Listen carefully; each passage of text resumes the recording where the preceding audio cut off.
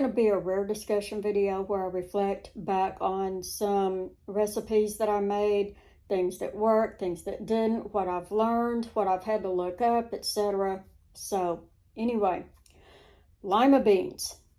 I think the skins have to be removed before you cook with them. When I used dry beans, I noticed they had skins coming off in the water, and more skins came off in the soup, and when I ate it, it had this real funky mouthfeel that I didn't like. I have sensory issues anyway, and I have texture issues, and that shrimp and butter bean soup just did not work for me. I don't like it. I didn't like the flavor.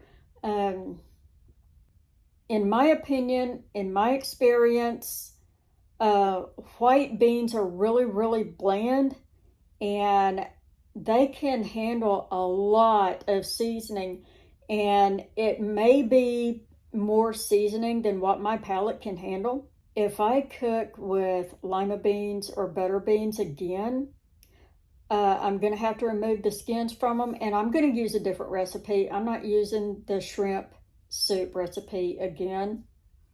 It might have tasted bitter with crawfish. I don't know. Crawfish in Oklahoma is pretty expensive. The canned butter beans that I bought and used in one recipe like way back, I've deleted that video since then because I didn't like it. They didn't have the skins on them in the can. So I'm thinking that might be the trick to lima beans, same as it is with black eyed peas. You've got to remove those skins. Otherwise, the beans aren't going to absorb the seasonings that you're cooking them with. So anyway, moving along. My bread failed for several reasons. First of all, bread flour in the United States has a higher protein content than bread flour in the UK. And I didn't know that. I said, reserve your AP flour for your pastries and your pie crust, etc., because it's a weaker flour. That is not true. I was wrong. Apparently, all-purpose flour, or what we call AP flour in the United States, has a slightly higher protein content than what they call plain flour in the UK. Okay, it also has a higher protein content than what they call bread flour in the UK. So our bread flour in the United States is so high, you might as well forget about making bread with it. That is for pizza. Bread flour in the United States is used for making pizza dough. Don't use it for bread. It's misnamed. Use semolina flour from durum wheat for pasta. Use bread flour for pizza. Use all-purpose flour for literally everything else.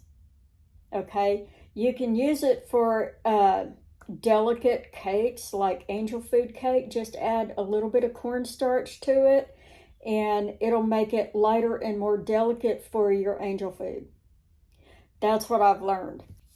The reason wheat in the US has a stronger protein content than it does in the UK and Europe is because of our farming method. We're growing soybeans and wheat in the same fields. We're growing soybeans to add nitrogen to the soil, and then we harvest the soybeans and we till it in. So what's left becomes a green manure, and it adds nitrogen to the soil. So then we plant our red winter wheat in that same field, and it produces a higher protein content in our wheat. And we're making our flour from it. That's why our flour in the US has a higher protein content. It's higher in gluten.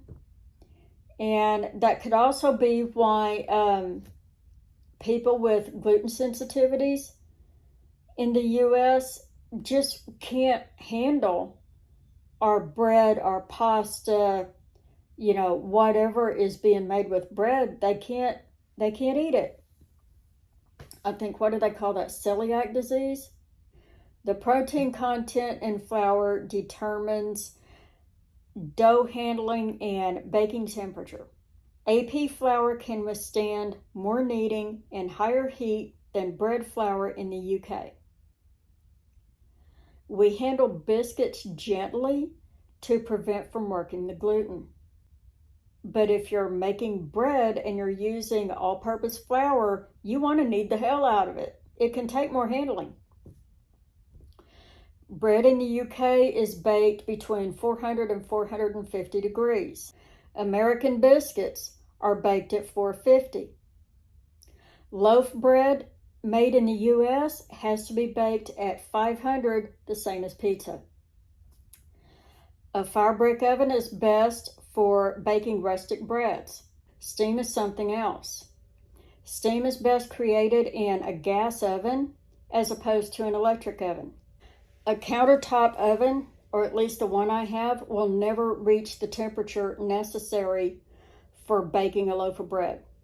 I can just barely bake biscuits in that thing, and I think the reason I'm successful with biscuits is because I'm baking them in a cast iron skillet.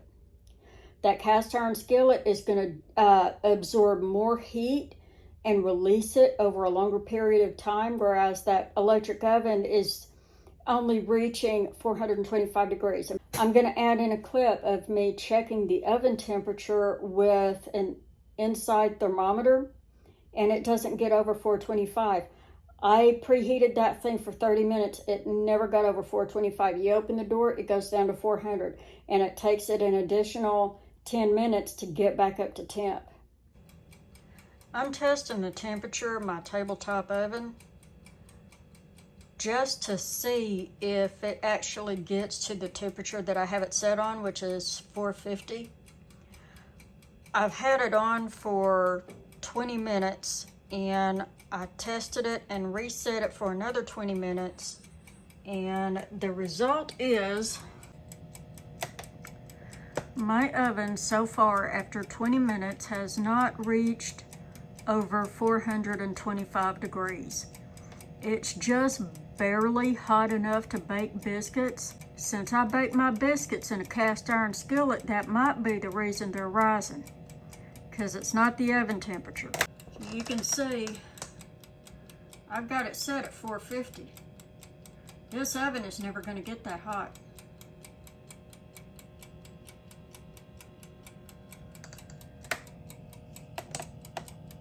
This is why a countertop oven will never be able to bake a loaf of bread. It doesn't get hot enough. So yeah, I don't recommend baking bread in a countertop oven. I have pulled out my Coleman oven and I'm going to try it. I'll show you a picture of it. Right there's my Coleman oven. It's one of those that has the two burners on the top. And according to the dial, the temperature gauge on this camp oven goes up to 600 degrees. I haven't tested it yet to see how hot it will get. Yeah, something I've noticed with that tabletop oven, and I noticed it with my camp oven as well, is they're not insulated. And the doors don't have any seals around them. And that might be the reason why they're so difficult to bake with.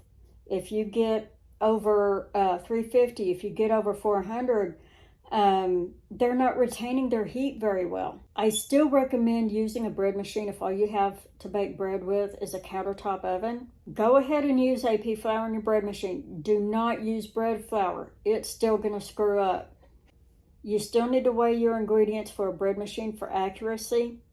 I recommend pre-mixing a shaggy dough by hand to reduce strain on the machine. Do not exceed the pan capacity. I made this mistake. A 1 pound machine will not produce a 2 pound loaf. It's not going to work. Just don't do it.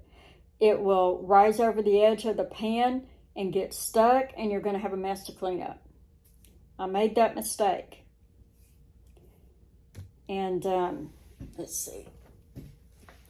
In one of my last videos, that a little bitty miniature loaf that came out that was way too dark. I set it for a medium color, and I used bread flour in that one.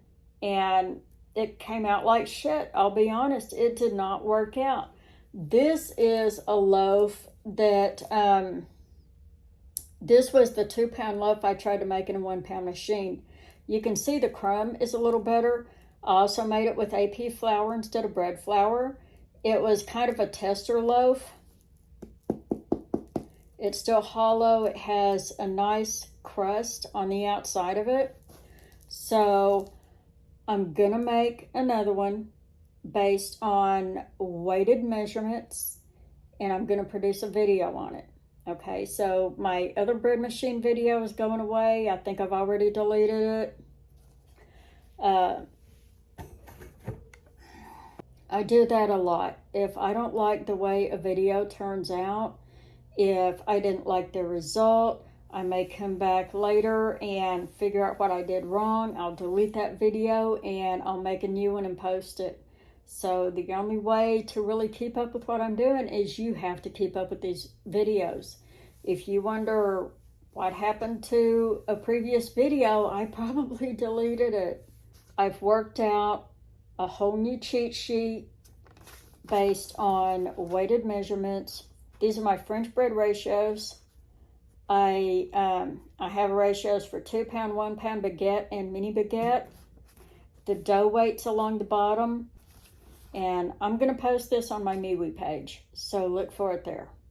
Look forward to new videos where I'm recreating the stuff that I screwed up before. Bye.